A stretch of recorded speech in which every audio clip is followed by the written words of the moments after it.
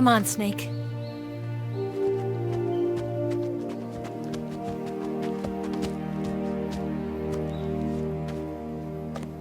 We made it. We made it. Over there.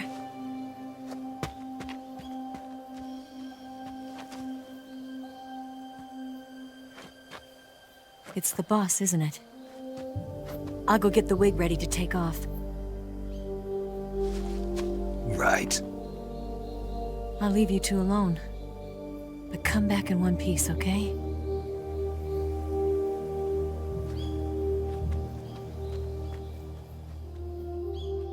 Promise me!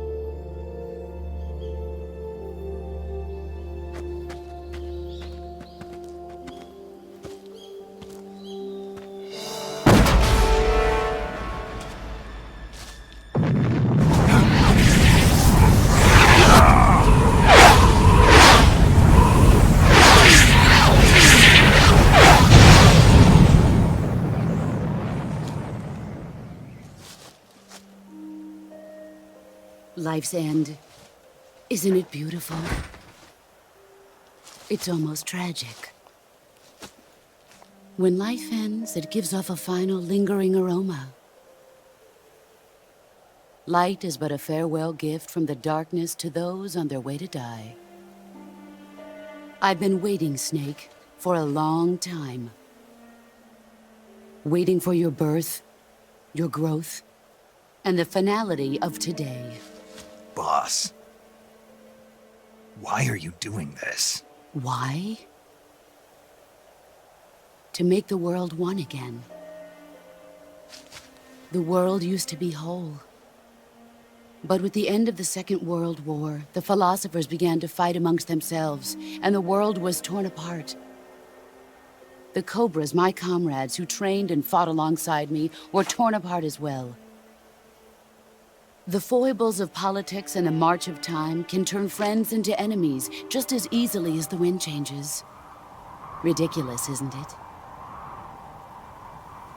Yesterday's ally becomes today's opposition.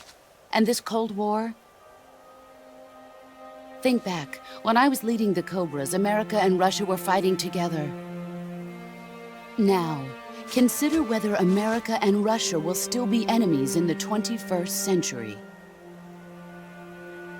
Somehow I doubt it. Enemies change along with the times, the flow of the ages, and we soldiers are forced to play along. I didn't raise you and shape you into the man you are today just so we could face each other in battle. A soldier's skills aren't meant to be used to hurt friends. So then what is an enemy? Is there such a thing as an absolute timeless enemy?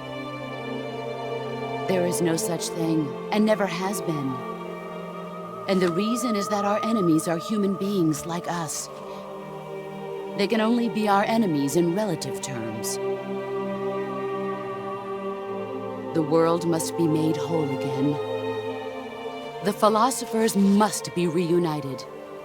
I will devote my skills to that purpose. And with the Colonel's money, I will achieve that end. Just as I once created the Cobras. They are my family. I may no longer be able to bear children, but I still have a family.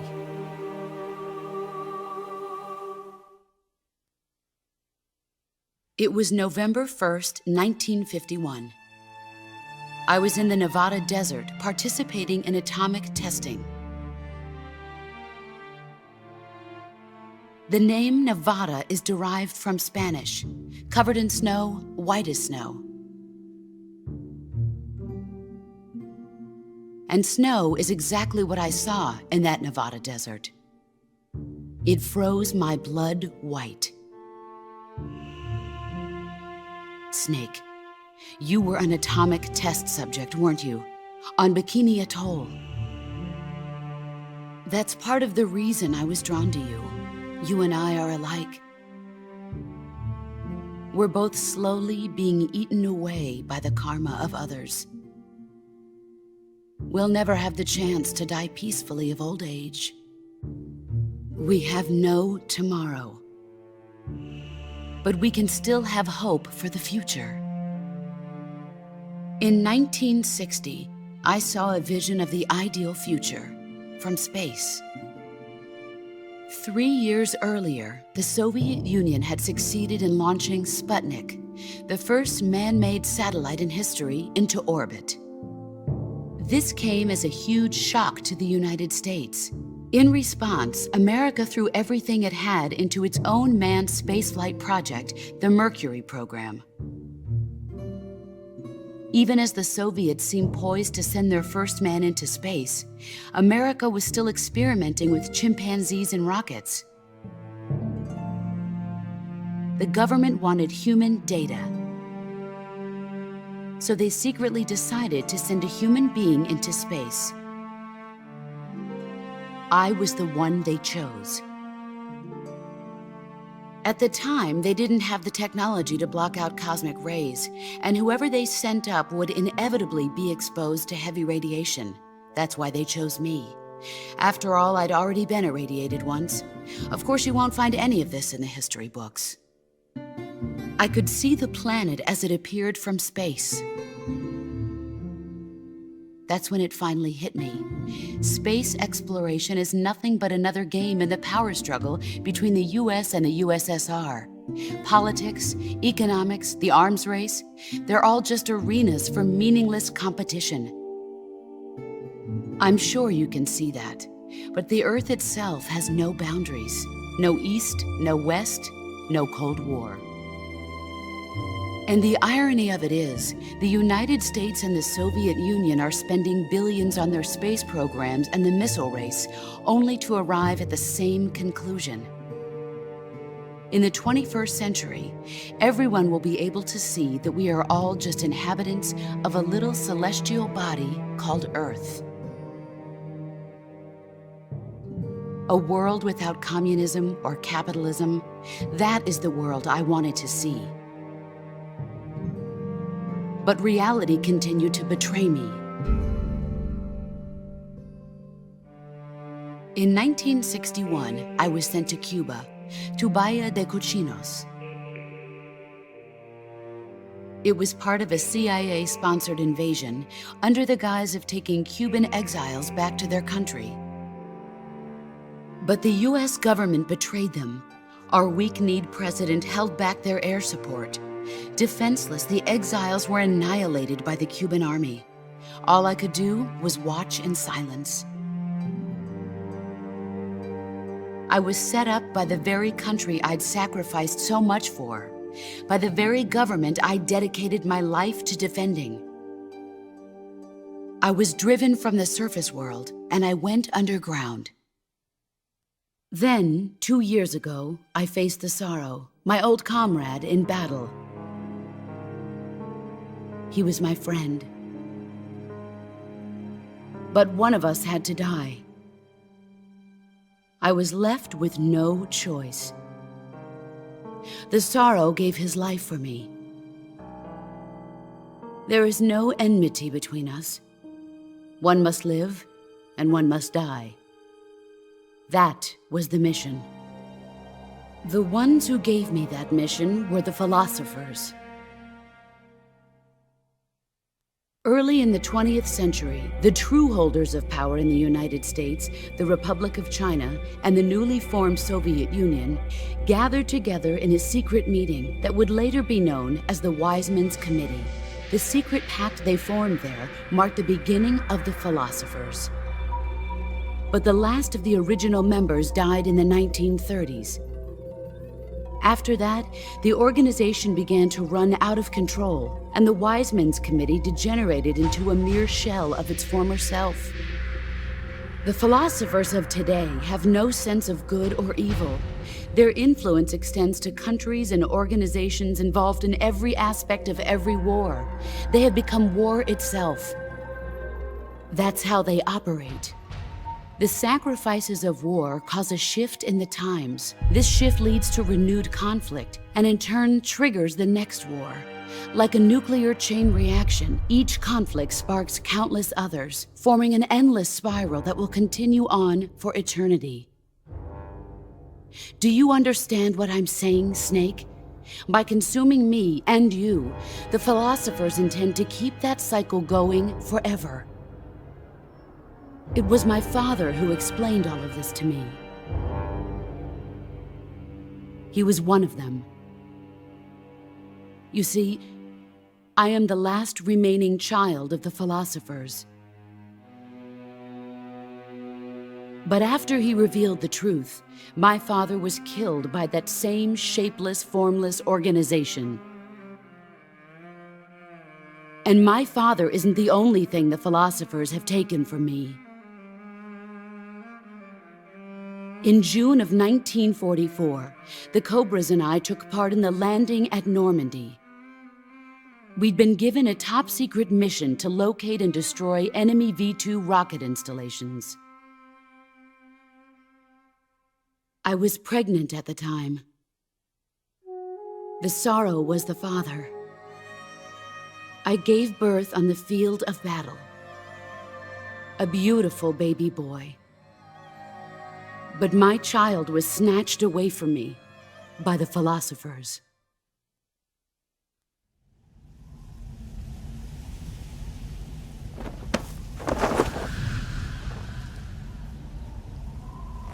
Look at this scar. This is proof that I was once a mother. I gave up my body and my child for my country. There is nothing left inside me now. Nothing at all.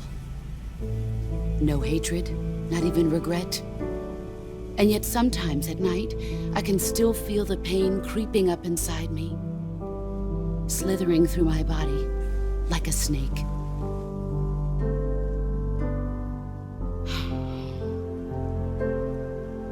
I've never talked this much about myself before. Thanks. Thanks for listening to me.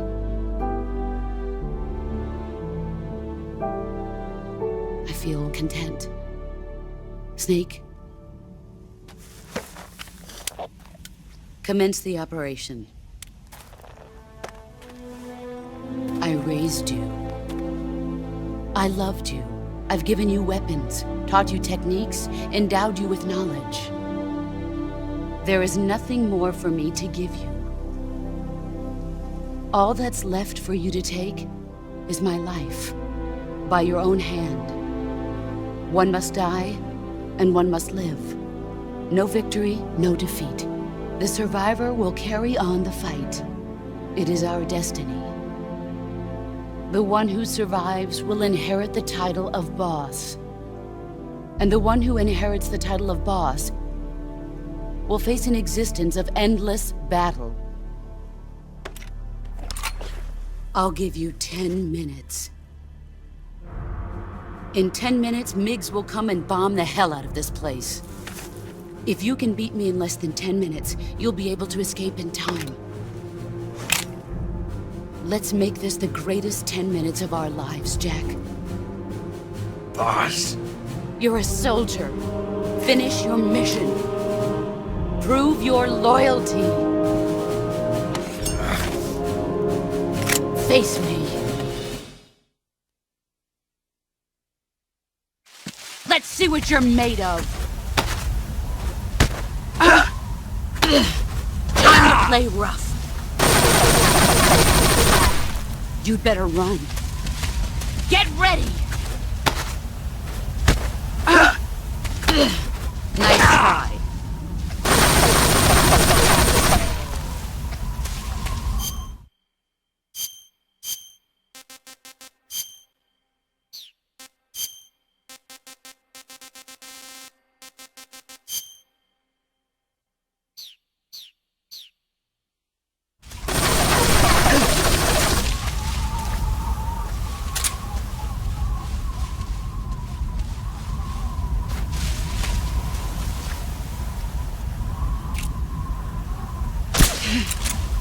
There you are.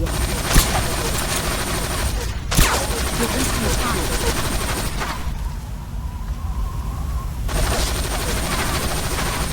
You can't.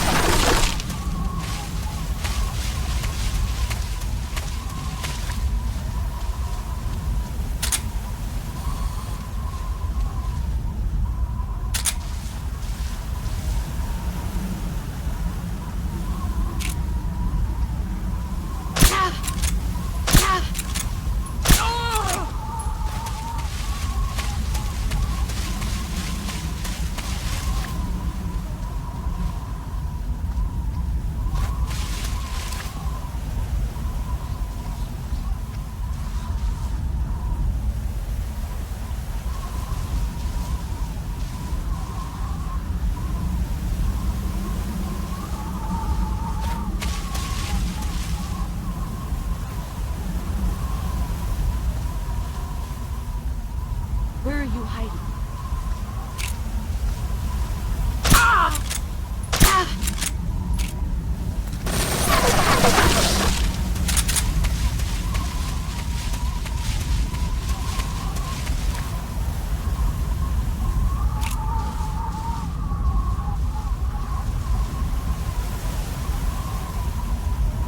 Where are you?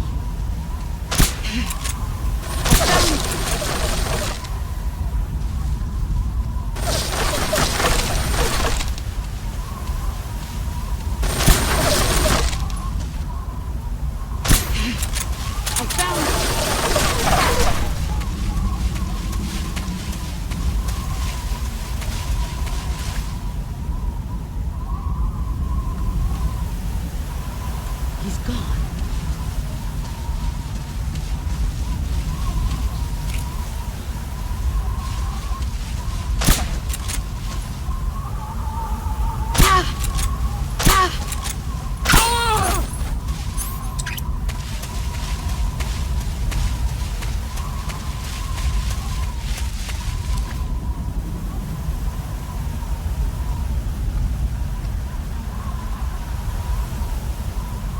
He's gone.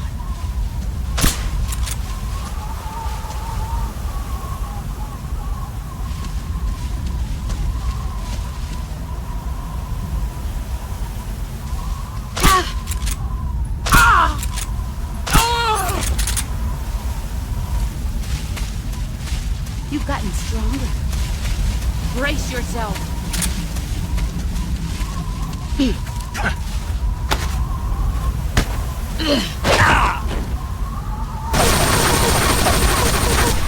Run quick.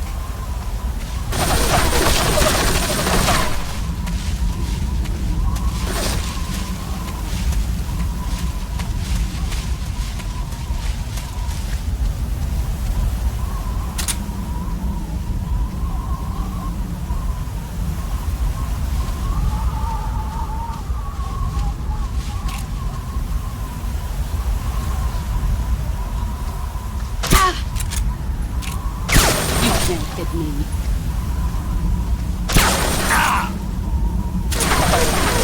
Brace yourself.